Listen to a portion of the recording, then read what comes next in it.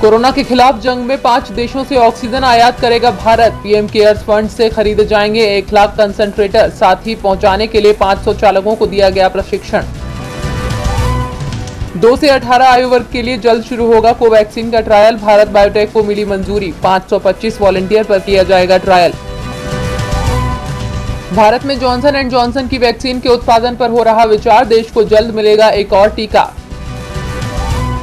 Railway ने oxygen express ट्रेनों के जरिए देश में अब तक पहुंचाई 5,735 टन ऑक्सीजन। महाराष्ट्र को 293 टन, उत्तर प्रदेश को 1,630 टन, दिल्ली को पहुंचाई 2,383 टन। नागालैंड में फ्रंटलाइन वर्करों के लिए आगे आए बीजेपी। एक समय के खाने का लिया जिम्मा। भोजन की सुविधा होगी 15 मई से शुरू। स्वास्थ्य विशेषज्ञों का दावा, देश में संक्रमण की लहर का निकल चुका है पीक, लेकिन राज्यों के स्तर पर मुश्किलें अभी जारी। कई राज्यों में संक्रमण का पीक निकला तो कई में अभी इसका आना बाकी। वैक्सीन की कीमतों को लेकर सुप्रीम कोर्ट में कल होगी सुनवाई। पश्चिम बंगाल सरकार ने वैक्सीन के अलग अलग दामों को लेकर उठाए सवाल। केंद्र को 150 और राज्यों को 300 रुपए में कोविशील्ड और 400 रुपए में कोवैक्सीन दिए जाने पर राज्यों ने जताई आपत्ति। दिल्ली के उप मुख्यमंत्री मनीष सिसोदिया का केंद्र सरकार पर बड़ा आरोप। कहा, भारत बायोटेक ने दिल्ली को अतिरिक्त वैक्सीन देने से किया मना।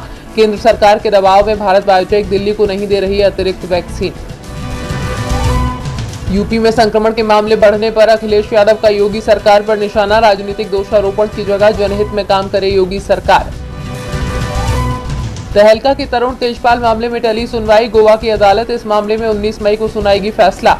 कोरोना महामारी के कारण टल रही कार्रवाई। चीन ने जनगणना के 1 साल बाद जारी किए आंकड़े। 10 साल में घट गई जनसंख्या वृद्धि दर।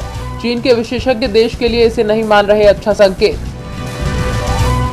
अमेरिका में बना अस्थायी मुर्दाघर। न्यूयॉर्क में कोरोना से मरने वाले 750 लोगों की लाश रखी रेफ्रिजरेटर ट्रक में।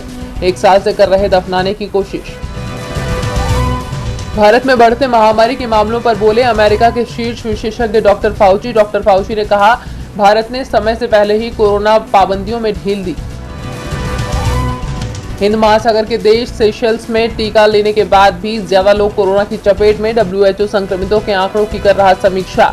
57% लोगों ने चीन की सरकारी कंपनी सिनोफार्मा की लगवाई वैक्सीन। 12 से 15 साल के बच्चों का वैक्सीनेशन प्रोग्राम हुआ शुरू। कनाडा में शुरू हुआ वैक्सीनेशन प्रोग्राम।